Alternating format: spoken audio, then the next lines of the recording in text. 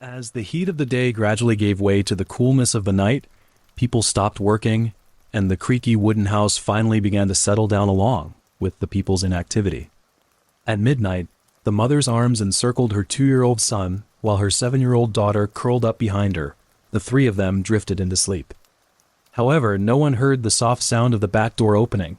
An uninvited guest entered the quiet wooden house with an axe in his hand. By the faint moonlight, he found the oil lamp placed on the cabinet. He carefully removed the glass cover of the oil lamp, bent the wick downward, and lit it. Then he slowly walked toward the stairs. The stairs of the wooden house were very narrow. The scent of aged pine resin could be detected on each step. Not far away, the windows of another house had also been pried open.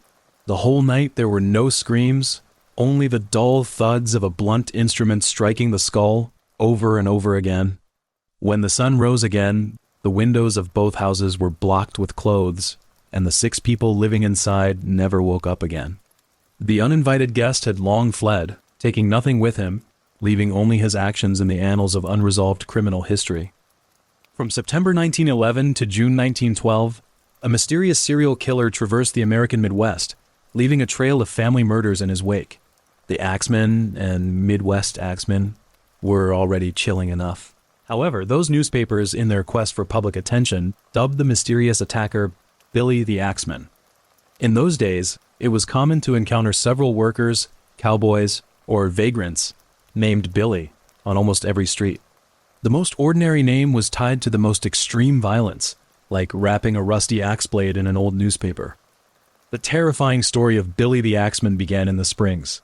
This town is located in Colorado, nestled at the eastern edge of the Rocky Mountains, at the foot of Pikes Peak, and only 60 miles from the famous city of Denver. Initially, the town was known as a sanctuary for tuberculosis patients undergoing respiratory therapy.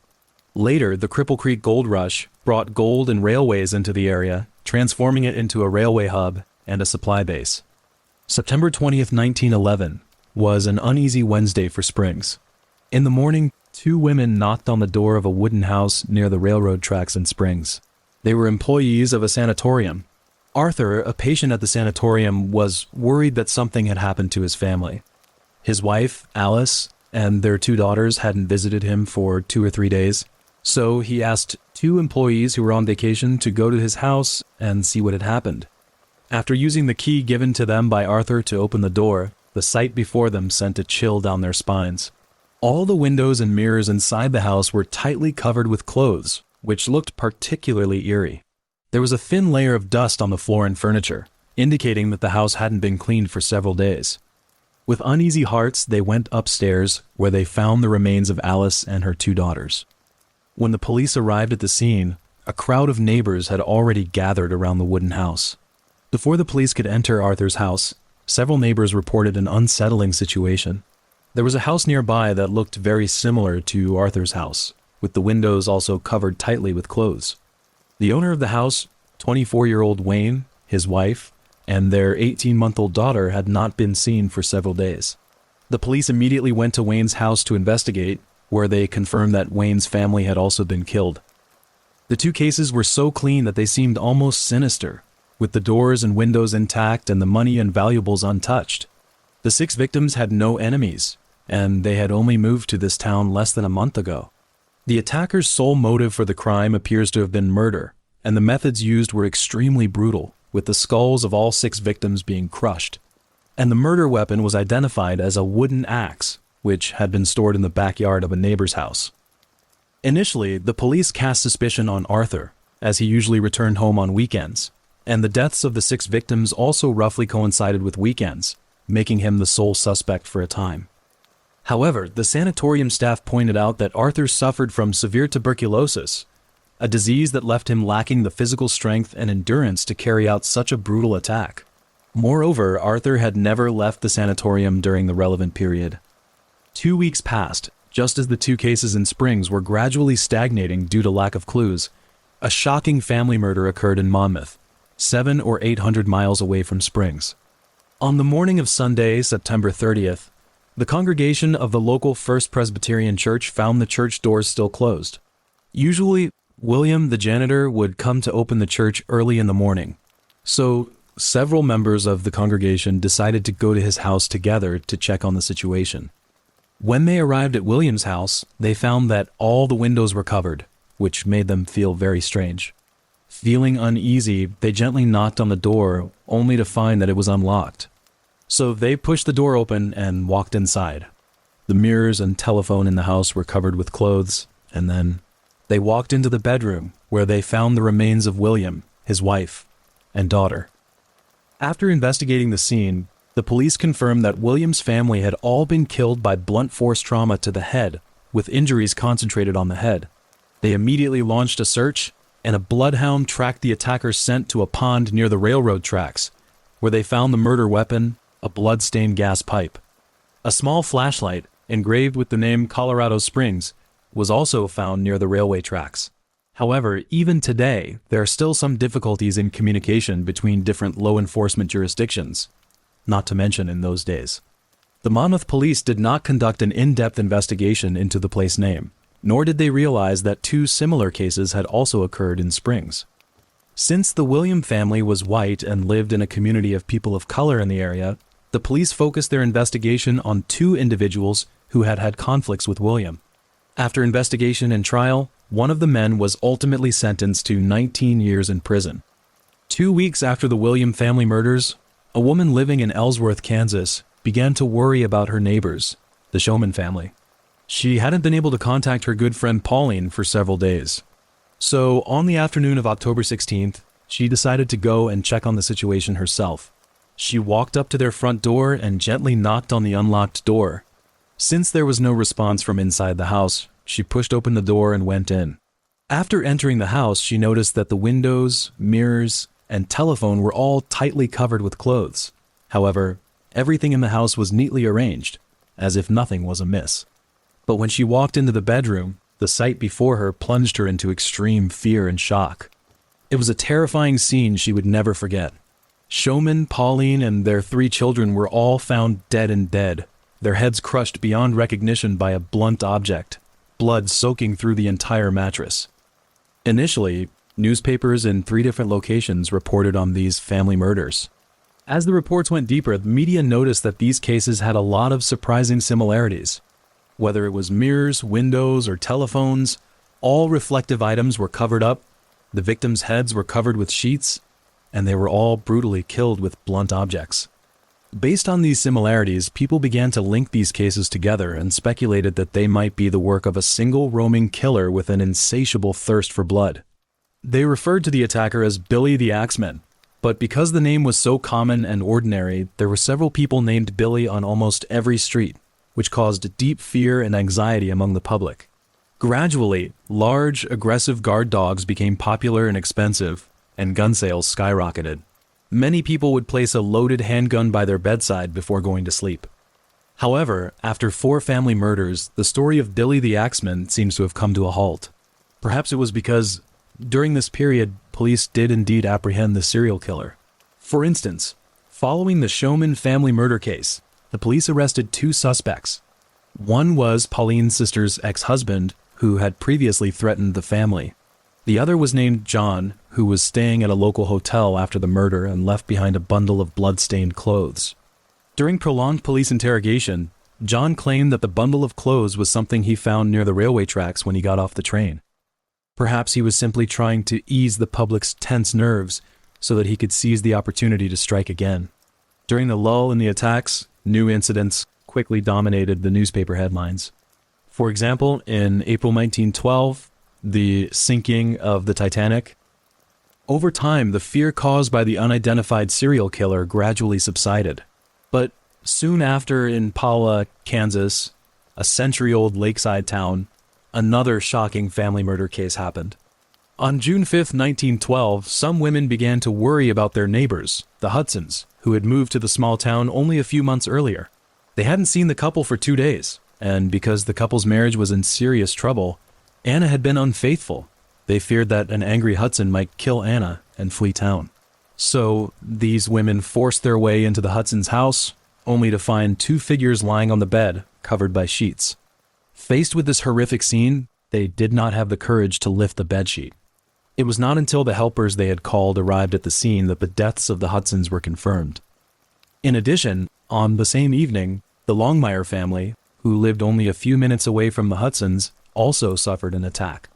A man removed the screen from the back window, leaned it against the wall, and entered the house.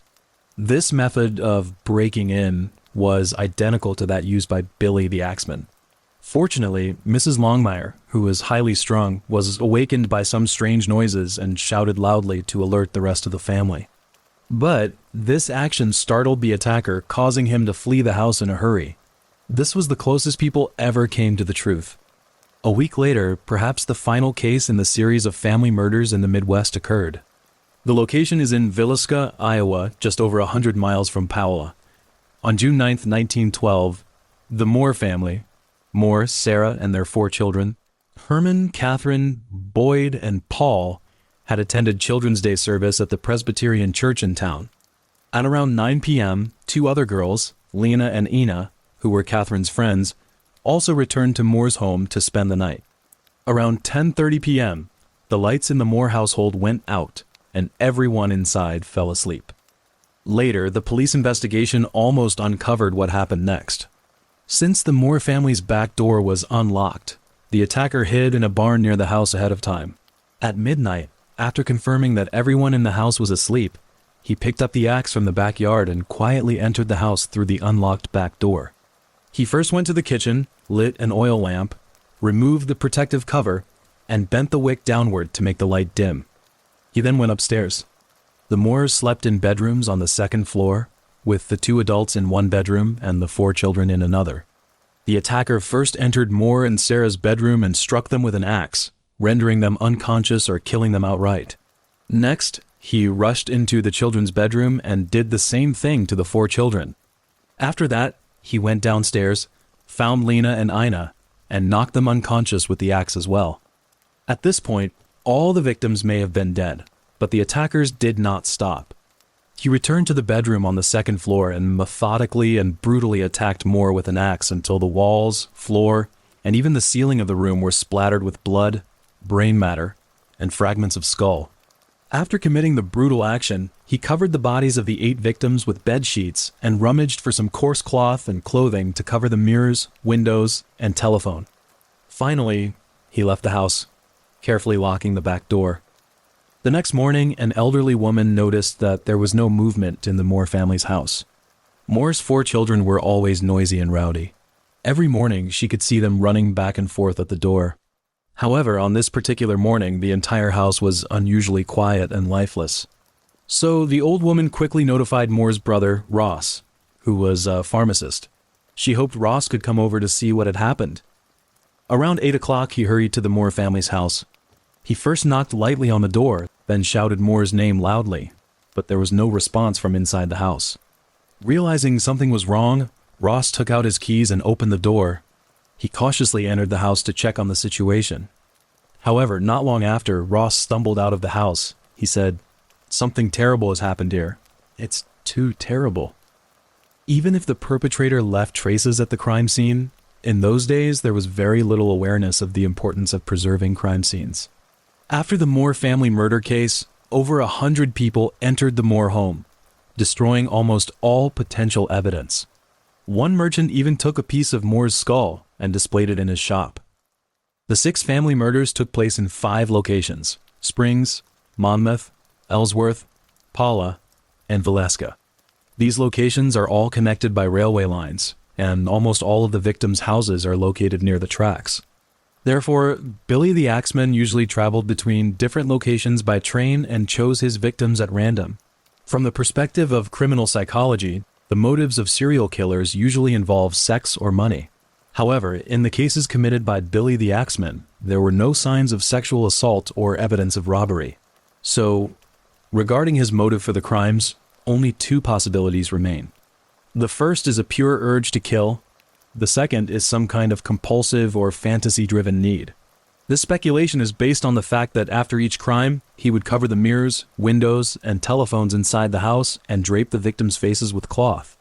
6 months after the Moore family murders, a man named Henry traveled to his grandmother's home in Columbia, Missouri. There, he found the remains of his mother and grandmother, both of whom had been killed by blows to the head with an axe while in bed. At that time, people once suspected that Billy the Axeman had launched the attack again. However, after an investigation by the police, Henry was ultimately confirmed to be the murderer. It turned out that Henry had arrived at his grandmother's house a day early, brutally murdered the two of them, and then checked into a local hotel under an alias. The next day, he pretended to be unaware of the situation and reported the incident to the police. Henry's motive for the crime was financial hardship. He attempted to kill his mother and grandmother in order to collect insurance money. Months ago, he happened to read a detailed report about the Moore family murder case. So he tried to frame the case as the work of Billy the Axeman in order to mislead the public and the police. Afterwards, a detective suggested that Henry was Billy the Axeman. However, this speculation does not seem to hold water, as Henry's motive for murder is completely inconsistent with Billy the Axeman's modus operandi. If Henry really was the serial killer, then he would have taken the victims' valuables when he killed them. However, in the Moore family murder case, their jewelry was not taken.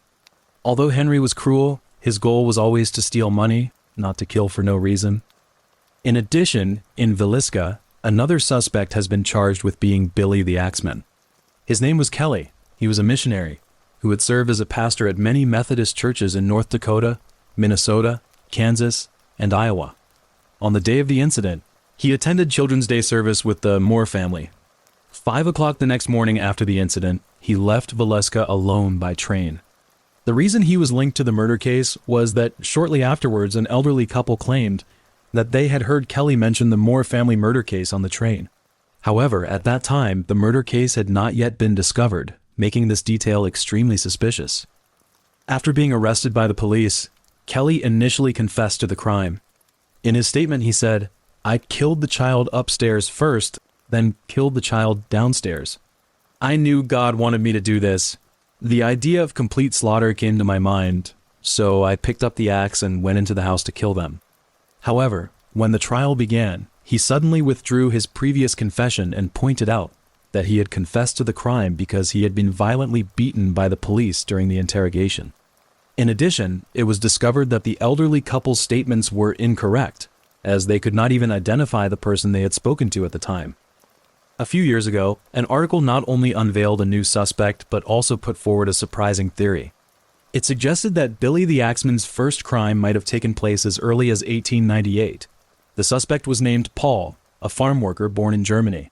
He was considered the prime suspect in the Newton family murder that occurred near West Brookfield in 1898.